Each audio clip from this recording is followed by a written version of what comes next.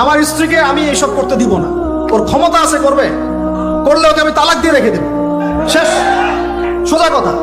আমরা এইভাবেই কথা বলি বাসায়, এক কথায় চলবা, এক কথা উঠবে, এক কথায় বসবা, দ্বিতীয় কথা যেন বলতে না হয়। একদিন একটা ইস্যু নিয়ে মানে ঝগড়া তুল কালাম হয়ে গেল, আমি রাগ কন্ট্রোল করতে পারলাম না।